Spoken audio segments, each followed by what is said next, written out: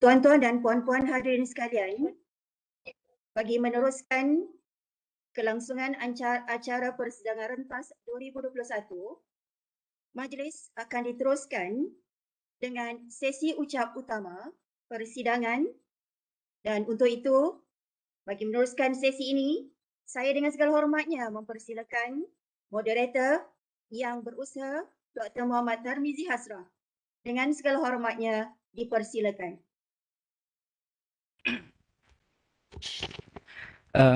Bismillahirrahmanirrahim. Assalamualaikum warahmatullahi taala wabarakatuh dan selamat pagi. Saya harap suara saya jelas ya. Tidak ada sangkut-sangkut dan sebagainya. Okey. Alhamdulillah segala-galanya jelas ya. Terima kasih kepada Dr. Nasihah selaku pengacara majlis, Profesor Dekan, Timbalan Dekan, Wakil Dewan Bahasa dan Pustaka yang diraikan perucap pertama kita, Profesor Datuk Dr. Teo Kok Siong yang akan menyampaikan ucap pertama yang pertama pada pagi ini, dan perucap pertama yang kedua juga yang diraikan Profesor Madya Datuk Dr. Hajah Nuraidi yang akan ucap pertama yang kedua pada sebelah petang nanti ya. Sebenarnya saya ingin mengucapkan terima kasih banyak-banyaklah kepada jawatan kuasa kerana sekali lagi memilih saya untuk menjadi moderator kepada Profesor Teo Kok Siong. Kalau yang sebelum ini dalam sesi program yang kami anjurkan di pusat kami pernah juga menjemput Profesor Datuk Dr. Teo Kok Siong untuk memberi ceramah dan juga dimoderatorkan oleh saya. Jadi sekali lagi saya diberi kesempatan, diberi peluang untuk lagi sekali menjadi moderator kepada Profesor Datuk Dr. Teo Kok Siong.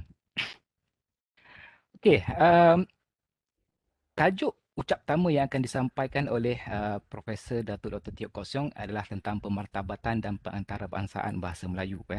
Jadi sebelum kita menyerahkan majlis kepada Profesor Teo untuk menyampaikan buah fikiran beliau tentang tajuk yang diberikan itu, saya untuk berkongsi sedikit tentang latar belakang Prof lah. Kalau ikutkan tak perlu diperkenalkan lagi lah. Cuma saya tidak akan memberikan siri pengenalan tentang latar belakang akademik Prof. Saya tidak perlu itu sebab semua orang tahu siapa gurunya ketika belajar di US, di mana tempat Prof. Teo belajar, di California dan sebagainya, itu tidak perlu.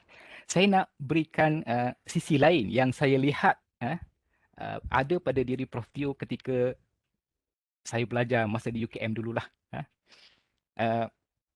Apa yang saya lihat yang ada pada diri Prof. Teo ialah seorang ahli akademik yang meletakkan aktivisme itu sebagai matlamatnya. Kenapa saya katakan aktivisme? Kita tahu sepanjang penglibatan Prof. Teo dalam dunia akademik, yang diperjuangkan adalah meletakkan bahasa Melayu itu sebagai bahasa negara yang wajib dikuasai oleh setiap warga negara lah, sebagaimana yang dikehendaki oleh Perlembagaan Persekutuan.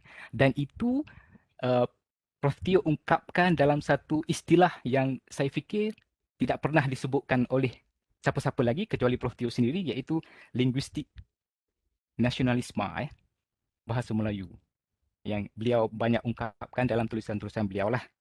Itu yang pertama. Yang kedua, ini sisi lain juga yang saya lihat, macam mana Prof. Teo melihat dunia akademik itu bukan semata-mata pencapaian dari segi penulisan dalam jurnal-jurnal berimpak tinggi. Sebab Prof. Teo pernah memberitahu kepada saya, KPI beliau adalah masyarakat. Ini saya kira sangat menarik, sangat menarik sebab kita tahu ilmu itu harus dimasyarakatkan, dan ilmu itu bukan sepatutnya berada dalam jurnal-jurnal yang berimpak tinggi yang tidak dibaca oleh masyarakat awam keseluruhannya dan hanya dibaca oleh golongan-golongan tertentu dalam yang ada di Menara Gading. Jadi dengan dua latar belakang itu saya kira sudah cukup untuk memperkenalkan siapa sebenarnya Profesor Datuk Dr. Teo Kok Siong pada mata kita lah, yang ada di universiti dan sebagai rakyat Malaysia. Jadi dengan pengenalan ringkas seperti itu, saya serahkan majlis kepada Profesor Datuk Dr. Teo Kok Siong untuk menyampaikan ucap pertama beliau. Dipersilakan, Prof. Ya, berbanyak-banyak terima kasih diucapkan kepada Dr. Tarmizi yang bertindak selaku pemudah acara pada pagi ini. Selamat pagi tuan-tuan dan puan-puan yang saya hormati. Yang berbahagia Prof. Dr. Syukri Ahmad, Dekan Pusat Pengajian Bahasa, Tamadun dan Falsafah di UUM. Yang berusaha Dr. Zamimah Osman, iaitu pengarah program ataupun pengarah persidangan rentas 2021, yang berbahagia Prof. Madya, Datuk Dr. Noraini Yusof yang akan memberi ucap pertama kedua pada petang ini, warga UUM, para peserta dan juga pembentang kertas pada persidangan ini dan sudah tentu tidak lupa pada saudara-saudari semua.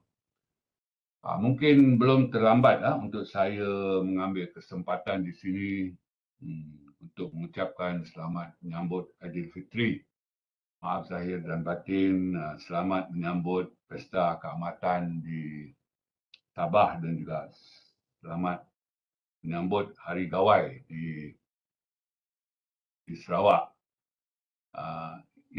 Berbanyak-banyak terima kasih kepada pihak penganjur yang sudi melibatkan saya dalam persidangan rentas 2021 ini untuk berkongsi maklumat dan juga pandangan tentang tajuk yang diberikan kepada saya selaku pengucap utama yang pertama.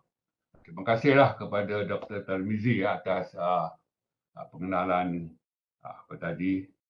Terima kasih banyak-banyak. Dan dalam waktu yang singkat ini, saya kira untuk merungkai tajuk yang diberikan kepada saya oleh pihak penganjur ini, saya akan berbicara tentang tajuk ini dalam dua bahagian yang berasingan.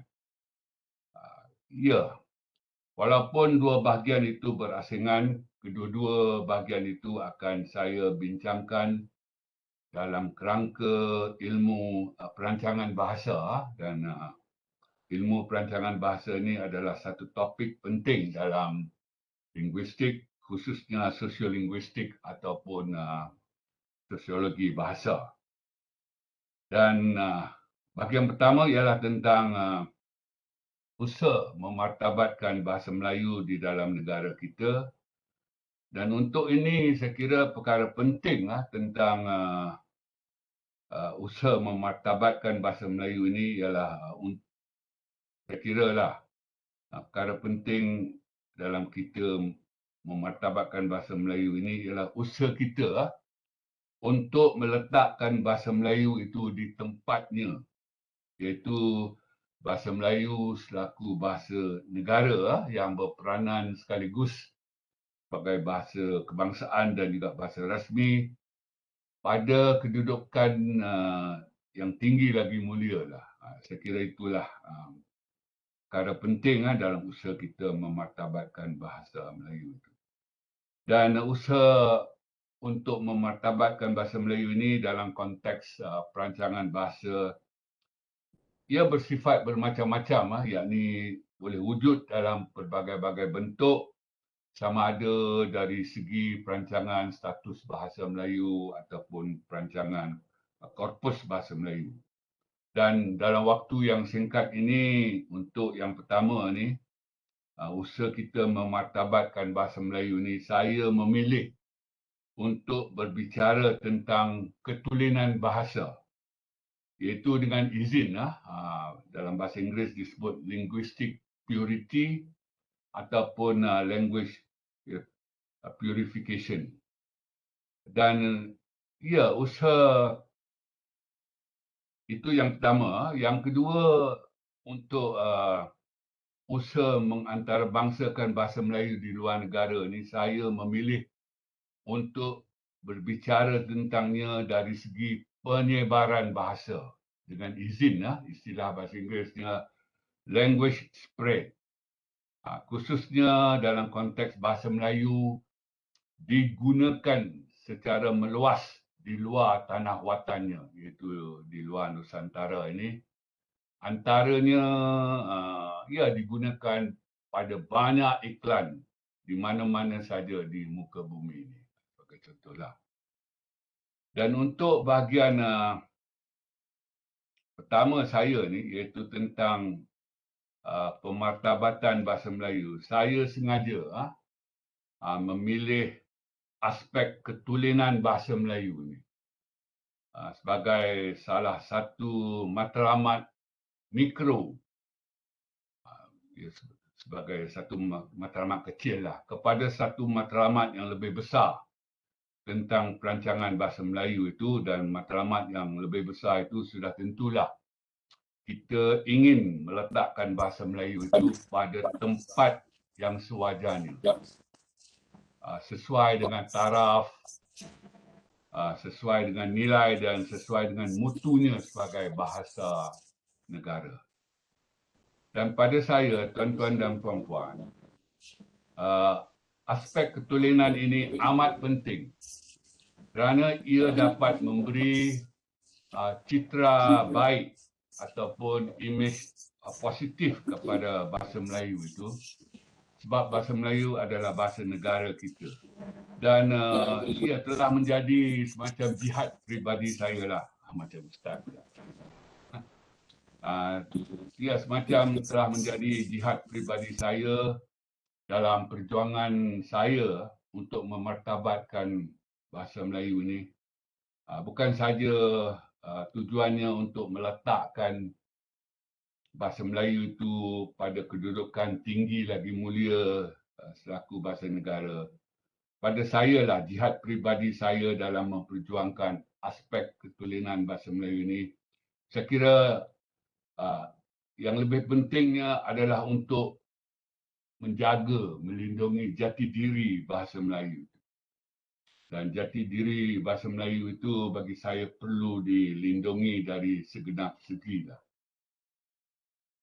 Dan pada kesempatan ini saya ingin berbincang tentang jati diri bahasa Melayu ini, khususnya dari segi perkataan ataupun dengan izin leksikon bahasa Melayu itu, khususnya perkataan asal bahasa Melayu, perkataan asli bahasa Melayu ataupun perkataan-perkataan lain, tak kiralah asal usulnya, tetapi yang sudah mantap penggunaannya dalam bahasa Melayu. Dan untuk ini, tuan-tuan dan puan-puan, izinkan saya bermula dengan berkongsi satu kisah benar tentang jihad saya ini dan juga tentang aspek ketulinan bahasa Melayu sebagai penting dalam usaha kita untuk memartabatkan bahasa Melayu ini. Ya, beberapa tahun lepas saya diminta oleh seorang menteri Melayu untuk menyediakan ucapan bagi beliau. Dan ucapan itu akan disampaikan kepada khalayak biasa sajalah, yakni dalam satu majlis umum tentang perasmian acara bahasa. Dan dalam ucapan beliau itu, saya menggunakan perkataan asli Melayu, perkataan asal Melayu ataupun perkataan-perkataan yang sudah mantap penggunaannya dalam bahasa Melayu. Jadi ini sesuai sangatlah dengan pendirian saya ataupun jihad saya itulah. Hanya 3 contoh yang akan saya sentuh di sini. Banyak, tapi saya ingin sentuh 3 saja. Jadi dalam ucapan beliau itu, saya menggunakan perkataan asli ataupun asal bahasa Melayu ataupun yang sudah mantap penggunaannya dalam bahasa Melayu. Saya guna perkataan cendekiawan. untuk maksud orang bijak pandai lah. Tapi sayangnya menteri tidak mahu. Menteri ingin atau mahu menukarnya dengan perkataan Inggeris intellectual. Disebutnya intellectual lah. Kalau disebutnya intelektual, saya kira sejuk sedikit hati saya. Yang kedua, saya gunakan perkataan prasarana. Yang maksudnya seluruh kemudahan asas lah. Sekali lagi, menteri tidak mahu, menteri mahu perkataan Inggeris infrastruktur. Dan disebutnya infrastruktur lah. Kalau disebutnya infrastruktur, saya kira boleh tahan juga sikit kan. Dan yang ketiga, saya gunakan perkataan landasan untuk maksud dasar ataupun asas, tapi menteri memberitahu tukarnya kepada premis dalam bahasa Inggeris. Jadi itu kisah pertama lah. Jadi saya dengan pendirian saya, aspek ketulingan itu penting. Jadi kita perlu jaganya pertama-tamanya untuk jati diri bahasa Melayu itu. Dan contoh kedua yang ingin saya berikan di sini ialah dalam percakapan dan juga dalam penulisan golongan yang berbahasa Inggeris ini tentang politik negara lah. Jadi seringkali mereka didapati menterjemahkan ungkapan bahasa Inggeris sebagai contoh political collaboration itu. Jadi dengan mudah mereka menterjemahkannya sebagai kolaborasi politik dalam mereka nak berbahasa Melayu lah. Jadi kolaborasi politik itu sebagai padanan bahasa Melayu kepada political collaboration. Itu yang berbahasa Inggeris lah. Manakala bagi yang berbahasa Arab ini pula, mereka didapati terus menggunakan ungkapan Arab itu tanpa terjemahan. Jadi mereka akan gunakan ungkapan tahaluf siasi. Jadi maknanya ialah kerjasama politik gitulah. Dan ada sesetengah mereka yang merasakan tahaluf siasi itu kurang Arab. Jadi mereka gunakan ungkapan al-tahaluf al-siasi.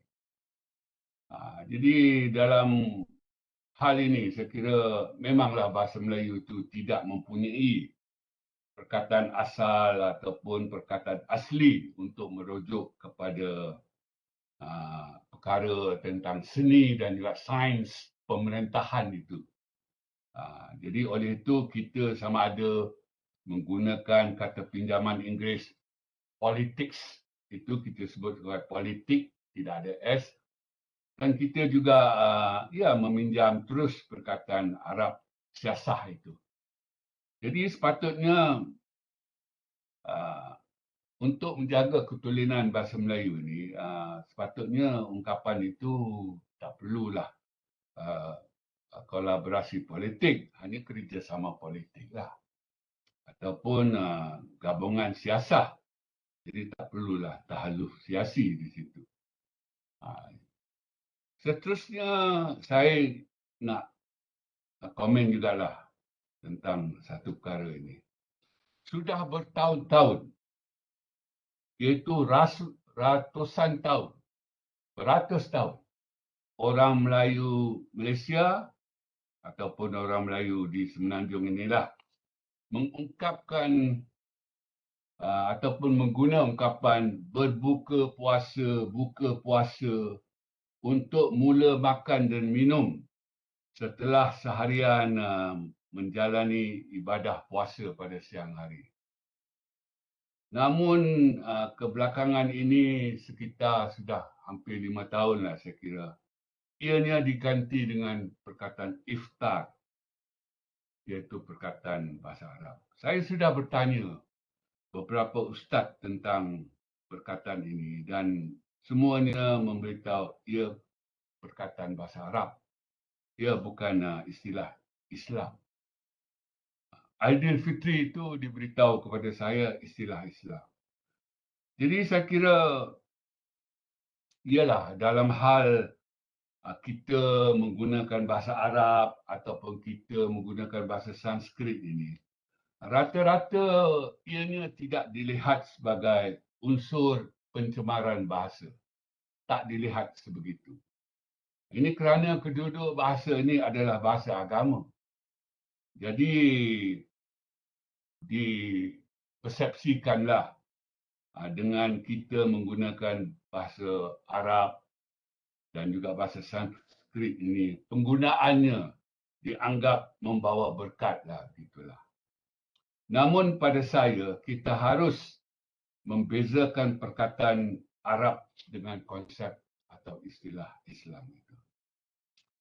Jadi, ya, natijahnya di sini tuan-tuan dan puan-puan ialah ya, dalam hal ketulinan bahasa ini, iaitu ketulinan bahasa Melayu ini, jati diri bahasa Melayu itu perlu sangat-sangat kita jaga. Ia bahasa Melayu kan, justru ia perlu seboleh-bolehnya membawa obor bahasa Melayu, yakni bentuk bahasa Melayu itu. Dan dalam hal ini saya kira kita perlu sangat-sangatlah menggunakan perkataan Melayu cermelang, bukan muntas dalam iklan untuk mempelawa anak-anak Melayu lepasan UPSR melanjutkan pelajaran di sekolah menengah agama.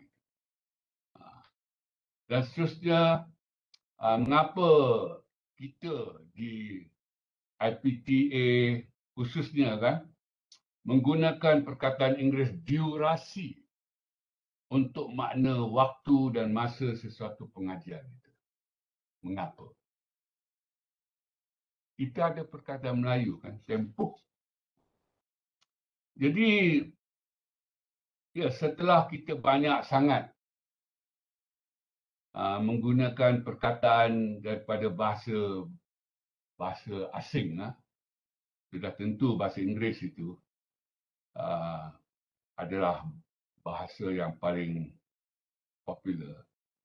Didapati ramai daripada kita ini sudah pun lupa perkataan bahasa Melayu untuk deposit yang selalu kita gunakan bagi merujuk kepada makna bayaran sebahagian dahulu untuk jumlah keseluruhannya.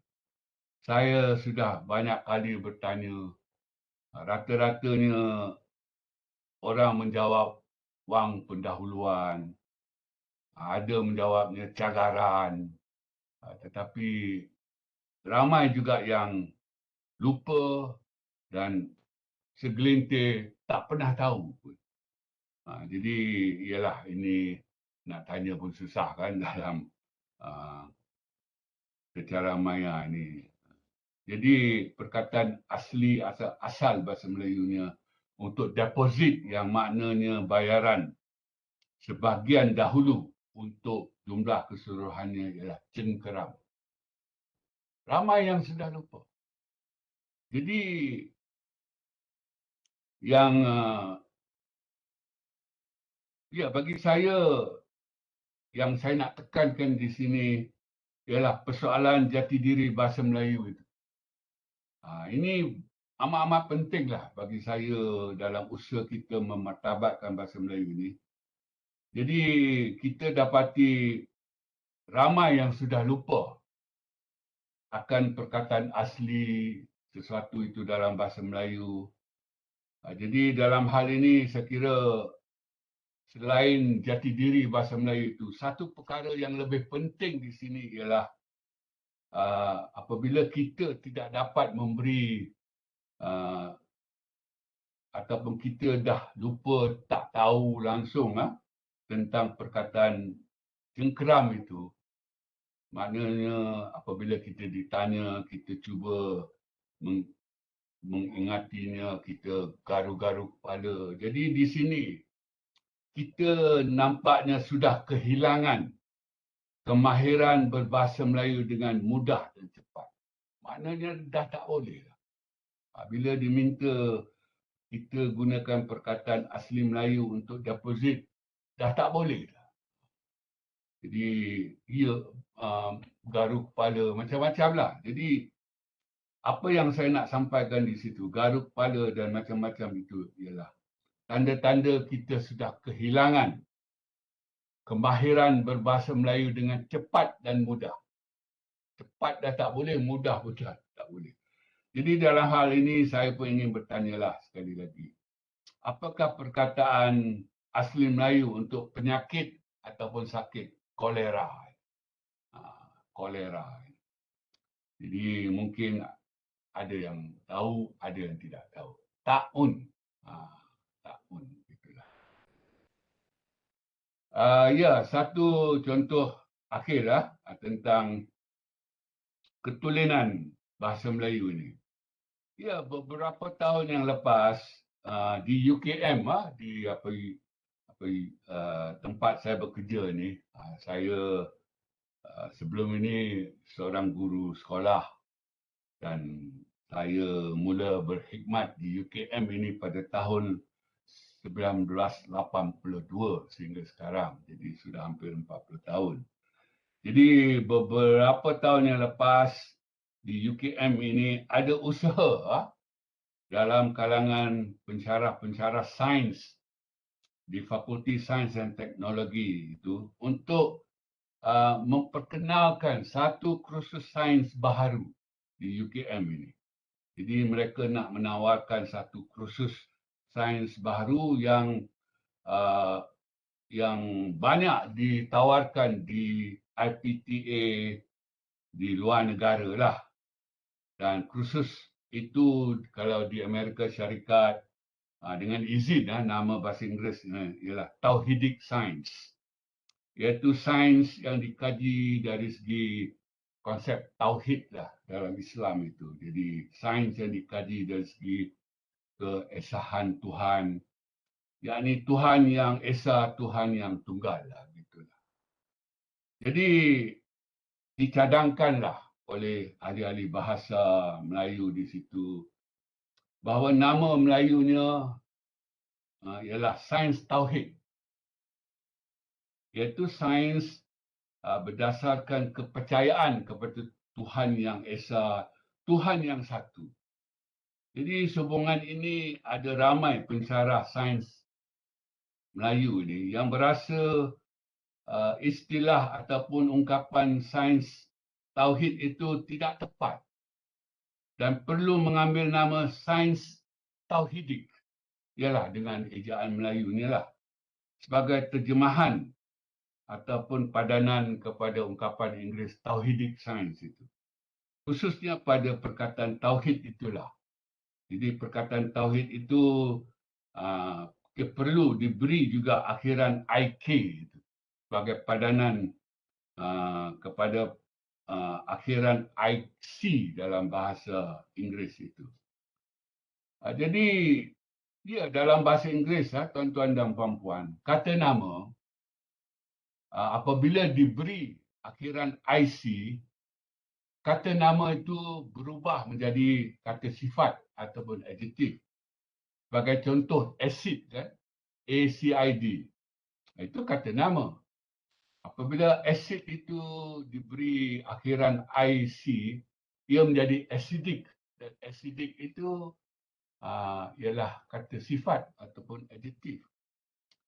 Tetapi dalam bahasa Melayu, sistem kita tak sebegitu.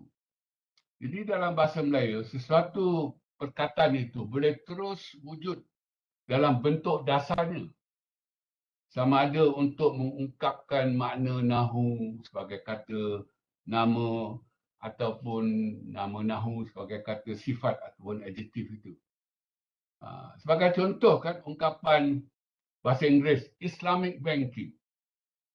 Dalam bahasa Melayu, terjemahannya ialah perbankan Islam. Tak ada perbankan Islamik.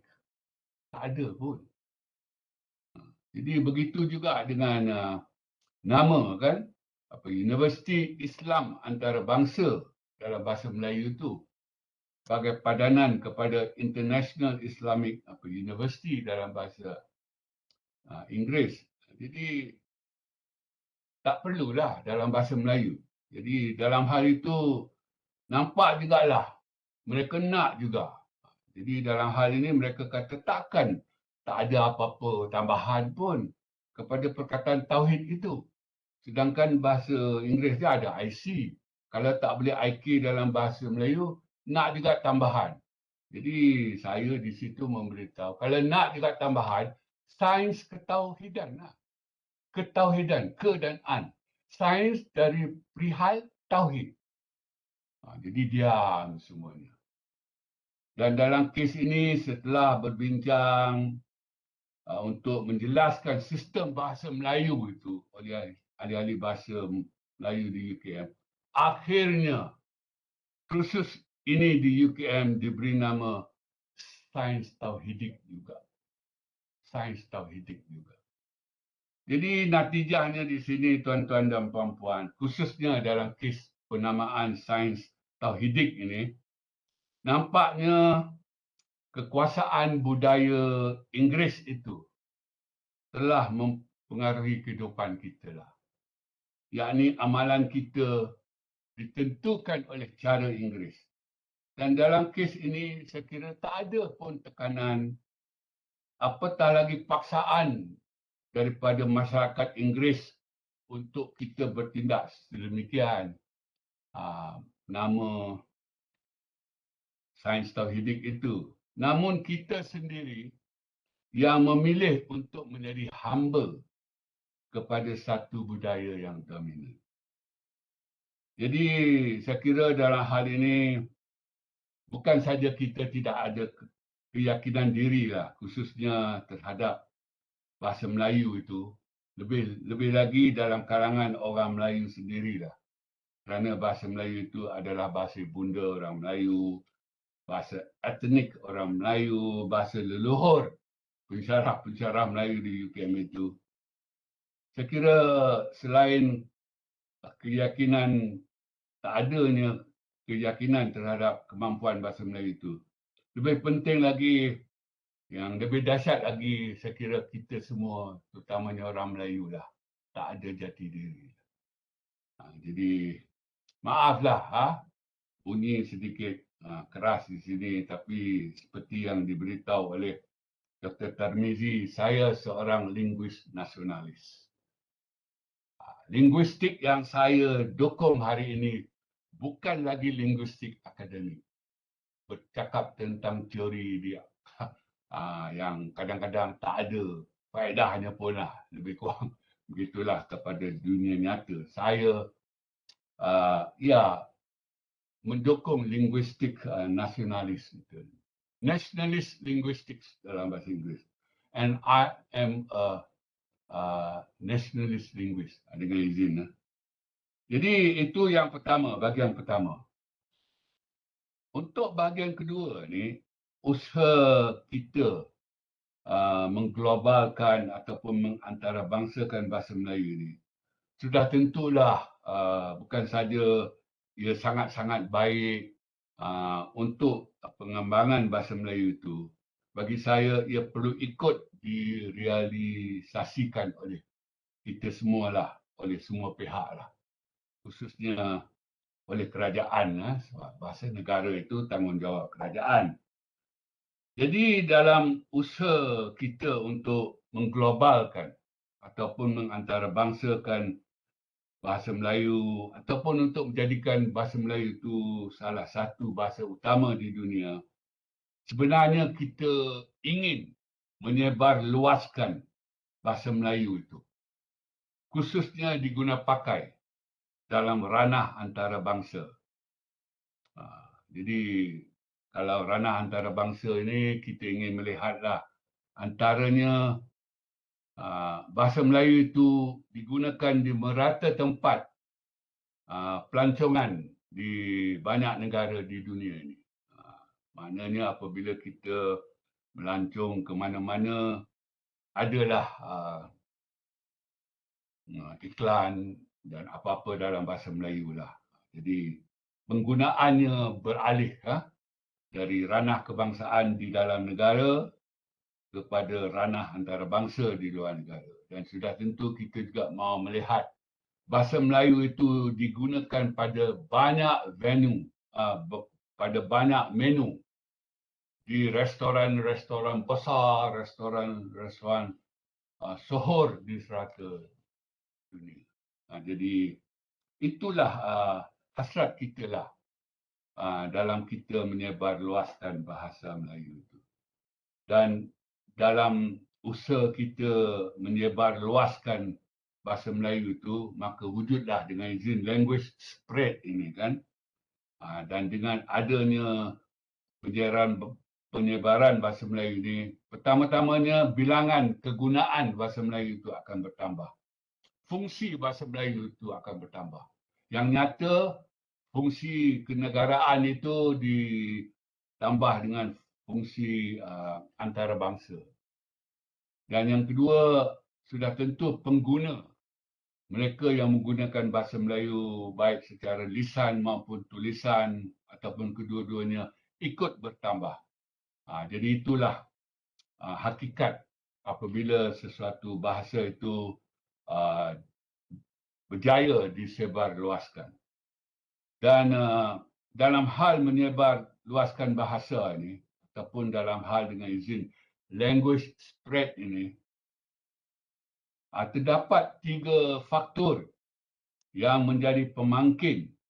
3 faktor yang menjadi pemangkin, iaitu 3 faktor yang menjadikan sesuatu bahasa itu penting di luar tanah watannya.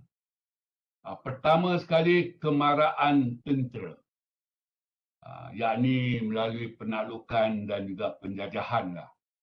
Jadi ini banyak berlaku pada zaman dahulu dan kita dapat lihat bahasa Inggeris tersebar ke sini, ke tanah Melayu ini melalui penaklukan Inggeris lah, penjajahan Inggeris.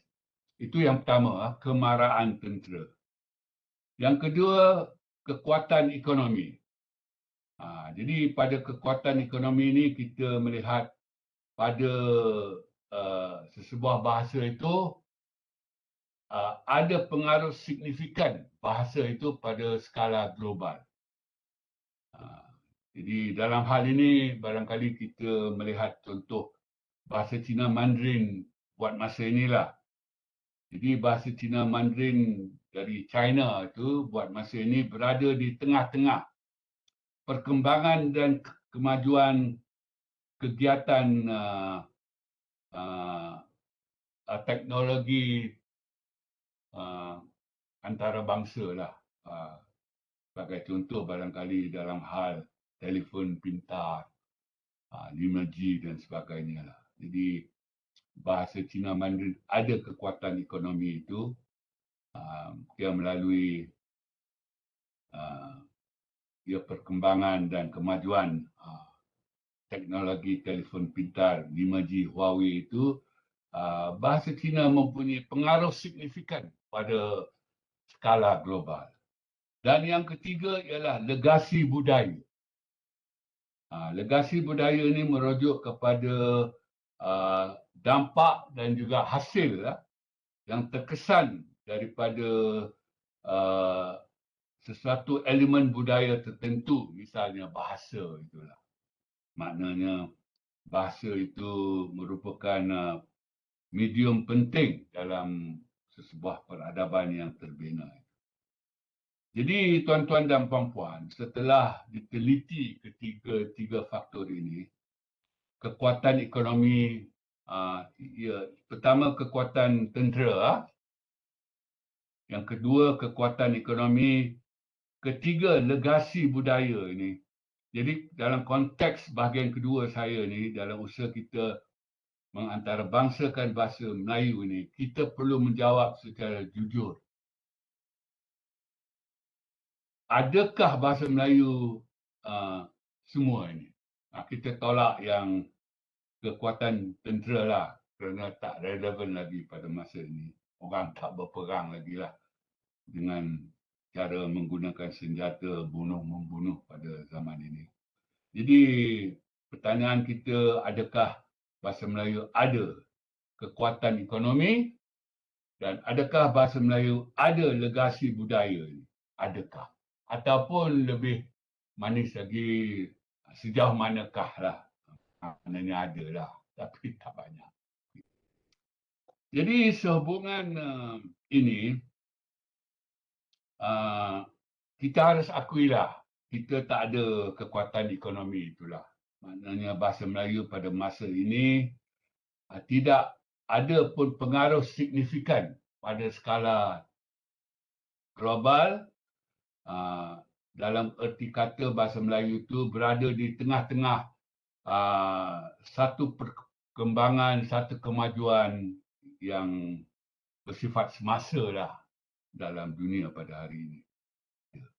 Jadi yang ada saya kira legasi budaya itulah, dan ini tidak dapat kita nafikan bahawa bahasa Melayu itu memang memiliki legasi budaya yang hebat lagi cemerlang. Dan dalam hal ini banyak yang boleh diperkatakan, barangkali kita perkatakan satu dua saja sebagai kita nak meraihkanlah legasi budaya yang ada pada bahasa Melayu itu. Dan kita tahu pada abad ke-16 bahasa Melayu adalah lingua franca, iaitu bahasa perhubungan. Bukan sahaja di Nusantara, ia ikut digunakan sebagai lingua franca di seluruh Asia Tenggara. Jadi itu hebatlah tu. Kan, lingua franca bukan saja di tanah watannya Nusantara, tetapi di seluruh Asia Tenggara. Dan selain bahasa Melayu sebagai lingua franca hebat tadi itu, bahasa Melayu adalah juga bahasa agama. Digunakan sebagai wadah teks agama, digunakan sebagai alat untuk menyebarkan agama, bukan saja untuk agama Islam, agama-agama lain iaitu Hindu, Buddha dan Kristian ikut pakai bahasa Melayu sebagai wadah teks agama dan juga sebagai alat penyebaran. Dan pada penghujung abad ke-16, bahasa Melayu tidak dapat dinafikan lagi sudah berjaya menjadi bahasa perdagangan utama untuk semua pedagang dari seluruh dunia untuk berurusan di banyak pelabuhan, khususnya di rantau inilah. Dan pada abad ke-17, bahasa Melayu digunakan sebagai bahasa pesuratan untuk menghasilkan pelbagai karya agung dalam kesusastraan Melayu dan juga untuk mengungkap berbagai ilmu. Jadi bahasa Melayu sudah pun mantap sebagai bahasa pesuratan, bahasa ilmu pada abad ke-17.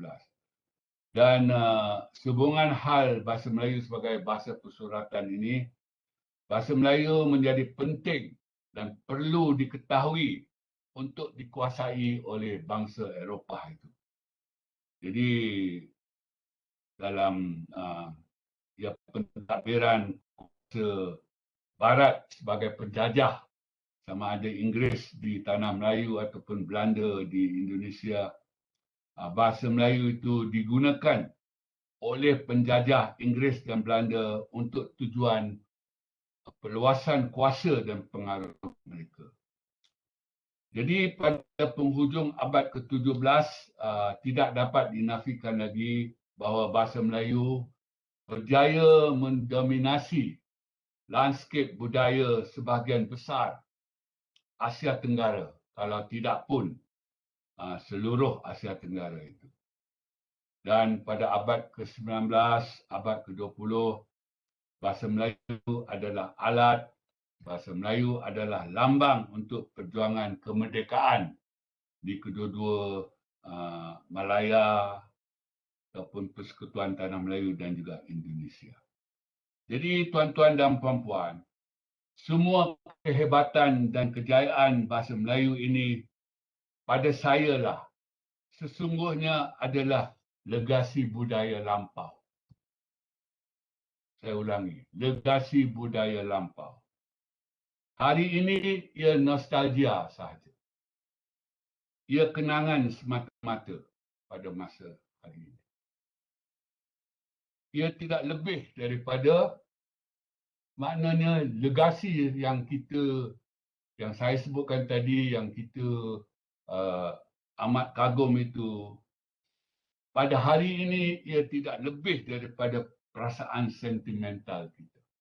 Iaitu perasaan kita tentang masa lampau. Dan masa lampau itu penuh dengan banyak perkara indah. Dan perkara indah itu sangat menggembirakan kita. Tetapi semua itu tiada lagi pada hari ini. Dan kita semua tahu sukar sekali untuk dikembalikan.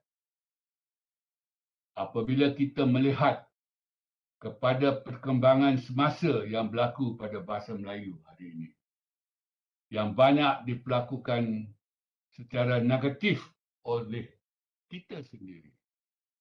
Jadi saya kira tuan-tuan dan puan-puan, kita perlu membina legasi budaya baharu untuk bahasa Melayu ini. Antaranya dengan kita lebih gigih, kita lebih tekun untuk meningkatkan atau untuk mempertingkatkan kegunaan bahasa Melayu itu di dalam negara kita. Pertama-tamanya, agar fungsi komunikasi bahasa Melayu di dalam negara kita itu bertambah. Jadi, ia perlu dilakukan dalam banyak ranah. Antaranya politik, perdagangan, media, komunikasi, pendidikan dan segala macam yang lain. Jadi, semua ini penting untuk kita bina semula legasi budaya bahasa Melayu yang hebat lagi cemerlang yang ada pada kita pada satu masa dahulu. Jadi, dengan perkataan lain, tuan-tuan dan puan-puan, bahasa Melayu pada masa ini belum berjaya pun menembusi secara mendalam pelbagai ranah kebangsaan di dalam negara kita. Dan antara ranah kebangsaan itu ialah politik, ekonomi dan sosial.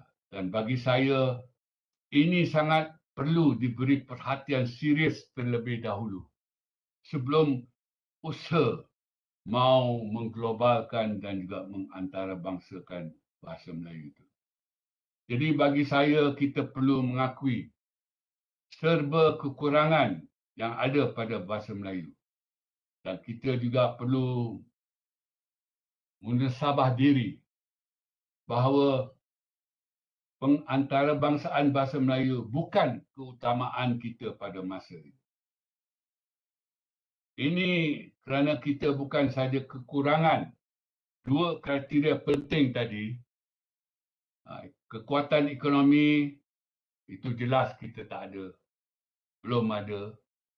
Dan yang kedua, kita juga tidak ada legasi budaya.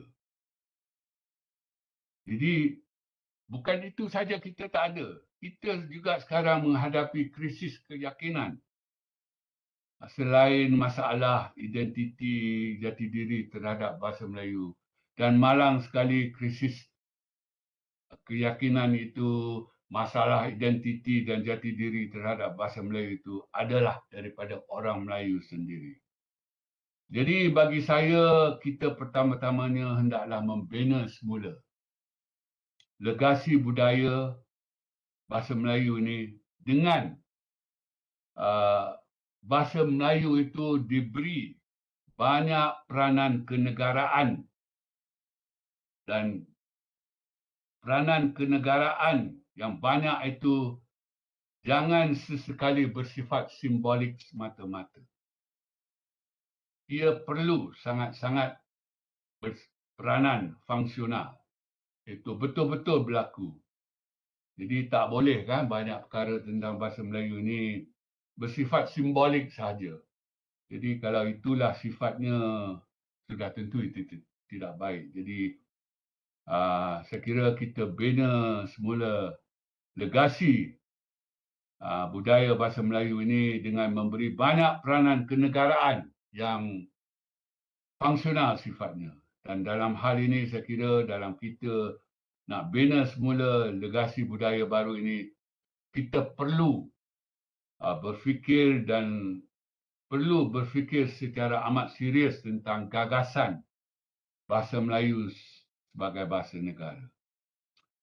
Dan tuan-tuan dan puan-puan, bercakap tentang legasi budaya ini, sebenarnya legasi budaya bahasa Melayu ini telah kita bina pun sejurus mencapai kemerdekaan pada tahun 1957.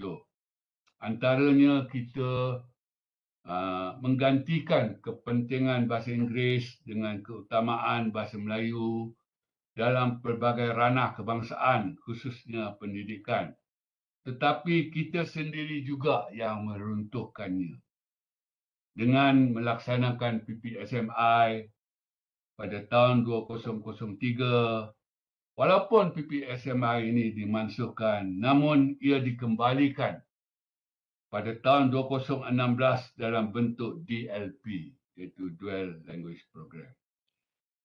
Jadi sebagai kesimpulannya lah untuk pembentangan saya ini, pertamanya tentang pemartabatan bahasa Melayu yang pada saya perlu ikut mengambil kira ketulinan bahasa Melayu ini. Pada saya, ia sesekali tidak pun bermakna berhajat untuk kita menyekat dinamika bahasa itu. Jadi kita tahu bahasa ini selalu berubah-ubah, khususnya melalui proses peminjaman daripada bahasa lain. Bukan tujuan saya untuk menyekat. Jadi tujuan saya di sini, biarlah peminjaman daripada bahasa asing itu berpada-pada. Dengan kita mengikuti malah mematuhi panduan pembentukan istilah melalui 5 langkah yang disarankan oleh Dewan Bahasa dan Pustaka itu. Jadi pertama-tamanya kita mencari perkataan untuk sesuatu konsep itu dalam bahasa Melayu semasa. Kalau tak dapat, barulah kita mencarinya pula dalam bahasa Melayu lama. Kalau tak dapat lagi, kita mencarinya daripada dialek-dialek Melayu. Tak dapat lagi, kita carinya daripada bahasa-bahasa serumpun, Jawa, Tagalog dan sebagainya. Kalau keempat-empat itu tak dapat juga, barulah kita ambil daripada bahasa asing. Jadi, saya kira itu penting diperingatkan kepada semua. Dan satu perkara lain yang saya ingin tekankan di sini tentang ketulinan bahasa ini ialah jangan kita menggunakan bentuk asing ini dengan sewenang-wenangnya. Jangan. Dan dalam hal ini, ya, ada kalanya kita terpaksa menggunakan perkataan bahasa asing itu. Misalnya perkataan bahasa Inggeris STEM yang kita pinjam, kita eja mengikut sistem kita. Ini sebab kalau kita tak gunakan perkataan STEM itu, kita sudah tidak ada perkataan lain untuk konsep itu. Jadi bukan tak boleh langsung. Dan dalam hal ini saya kira janganlah kita sesekali dengan sengajanya mau menggantikan perkataan bahasa Melayu jamuan itu kepada resepsi, iaitu daripada perkataan Inggeris reception, semasa bercakap tentang makan minum pada majlis perkahwinan. Jadi saya kira natijahnya di sini ialah jati diri bahasa Melayu itu.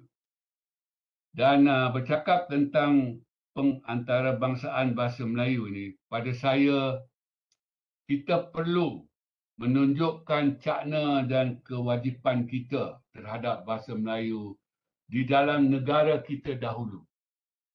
Kita perlu cakna dan memperlihatkan kewajipan kita untuk membangunkan bahasa Melayu di dalam negara kita dahulu sebagai bahasa negara. sebelum kita ingin perhatian, sebelum kita ingin bertanggungjawab terhadap bahasa Melayu itu di persada dunia sebagai bahasa kebangsaan. Bagi saya, ini selari dengan pepatah bahasa Inggeris yang berbunyi dengan izin, a charity begins at home. Maknanya kita mulakan sesuatu kebaikan tentang sesuatu itu di rumah kita terlebih dahulu sebelum ianya dilakukan di tempat lain. Dan dalam hal ini, kita bina bahasa Melayu di dalam negara kita dahulu agar mantap, kuat sebelum kita nak binanya di luar negara. Dan natijahnya di sini ialah kita perlu mantapkan martabat bahasa Melayu sebagai bahasa negara dahulu di Malaysia ini. Sebelum berhasrat untuk mengangkatnya di pesada dunia sebagai bahasa utama dunia dengan kerjasama Indonesia. Jadi sebelum saya mengakhiri pembentangan saya ini, ingin saya sebut di sinilah bahawa Indonesia mempunyai legasi budaya bahasa Melayu dan bahasa Melayu di sana diberi nama nasional, iaitu bahasa Indonesia, dan legasi budaya bahasa Melayu atau bahasa Indonesia itu pertama yang lampau itu memang ada. Kita pun ada yang lampau masa kehebatan bahasa Melayu pada abad 16, 17, 18, 19, abad ke-20. Indonesia ada yang itu, kita pun ada yang itu. Legasi budaya semasa yang ada pada masa ini. Yang itu kita hancurkan sendiri. Di Indonesia, ia dibina semula setelah mereka merdeka daripada Belanda pada tahun 1945 dan mereka tidak pernah runtuhkan legasi yang mereka bina selepas penjajahan itu. Dan legasi yang akan datang ini, jadi legasi yang akan datang ini bukan saja mereka berhasrat untuk menyebar luaskan bahasa Indonesia itu, mereka bekerja kuat untuk menjadikan bahasa Indonesia sebagai bahasa pertubuhan bangsa-bangsa bersatu yang ketujuh dan sasaran mereka ialah pada tahun 2045. Dan ini disebut oleh wakil Indonesia dalam pertemuan MABIM. MABIM, ya, pertemuan Majlis Bahasa Brunei, Indonesia dan Malaysia yang ke-58 pada April 2019 yang saya hadir sebagai wakil Malaysia. Tapi sayangnya legasi budaya bahasa Melayu, bahasa Indonesia yang akan datang ini yang ingin menjadikan bahasa Indonesia itu bahasa bangsa-bangsa bersatu yang ketujuh. Jadi mereka kata, kita mau jalan sendiri-sendiri. Maknanya Indonesia mau lakukannya sendiri-sendirian. Tidak mau bekerjasama dengan Malaysia. Jadi dengan ini, ya, kemanakah keinginan kita, hasrat kita untuk mengantarabangsakan bahasa Melayu itu. Dengan jumlah kita hanya 33 juta orang dan daripada 33 juta orang itu bukan semuanya mengetahui, apatah lagi menguasai bahasa Melayu dengan baik. Yang kedua, kita tidak ada legasi semasa. Kita bina selepas merdeka, kita sendiri yang runtuhkannya. Dan dalam hal ini kita tahu Indonesia mempunyai sekitar 270 juta penduduk dan setiap seorang rakyat Indonesia itu bukan saja fasih berbahasa Indonesia, mereka amat bangga, mereka sangat sayang, mereka setia sekali terhadap bahasa Indonesia. Jadi persoalan penting pada tajuk pembentangan kita yang bahagian kedua ini, di manakah, ke manakah nasionalisme linguistik bahasa Melayu pada warga negara. Jadi saya kira ini perlu satu pembentangan lain. Sekian, terima kasih. Terima kasih kepada Tio. Okey, sebelum itu,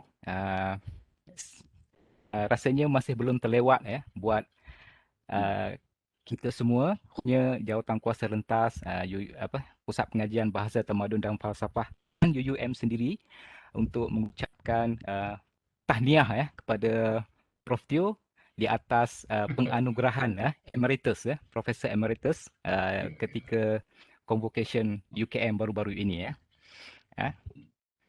Maksudnya itu satu penghargaan yang wajar terima kasih kepada kembali Prof Tio. Ya, saya kira anugerah itu adalah atas ya berkat doa dan juga sokongan banyak pihak lah. Termasuk tuan-tuan dan puan-puan sini yang saya kira selalu mendoakan saya sihat dan sebagainya. Jadi saya kira anugerah itu adalah daripada berkat doa dan sokongan banyak pihak termasuk tuan-tuan dan puan-puan yang mengikuti ucap tama ini. Saya fikir kita tidak ada sesi soal jawab sebab waktu sudah menunjukkan jam 11 pagi dan selepas ini kita akan ada sesi seri. Mungkin sebelum saya menyerahkan sesi ini kepada pengacara majlis, saya ingin membuat sedikit kesimpulan lah, sedikit sahaja, jangan risau. Apabila saya merenung semula ucapan yang diberikan oleh Profesor Emeritus Datuk Dr. Teo Kok Siong tadi, saya membayangkan kita semua ini seolah-olah sedang pergi ke muzium. Bila kita berada dalam muzium, kita rasa kagum dengan segala yang ada di dalam muzium itu. Kerana apa yang ada dalam muzium itu kita anggap sebagai warisan kebudayaan kita. Tetapi apabila kita keluar daripada muzium itu, kita seolah-olah berada dalam dunia yang lain. Kenyataan yang ada dalam muzium tidak terjelma dalam kenyataan yang sebenar-benarnya. Dan itulah saya fikir yang boleh saya simpulkan tentang keadaan bahasa Melayu kita di Malaysia khususnya. Jadi dengan kesimpulan yang seperti itu, saya kembali menyerahkan majlis kepada pengacara majlis.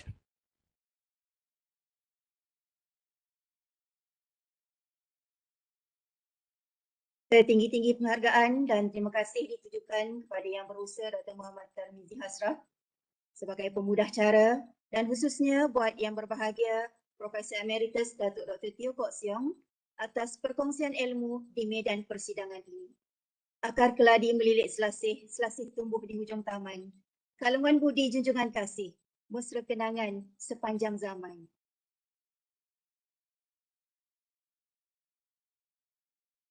Bagi pihak Jawatankuasa Program, saya ingin mengucapkan ribuan terima kasih yang tidak terhingga kepada para jemputan, tuan-tuan dan puan-puan yang telah sudi meluangkan masa untuk bersama-sama di dalam majlis ini. Majlis juga merakamkan ucapan terima kasih dan setinggi-tinggi penghargaan dan tahniah kepada pihak Jawatankuasa Persidangan dan semua warga SLCP yang membantu menjayakan majlis pada hari ini.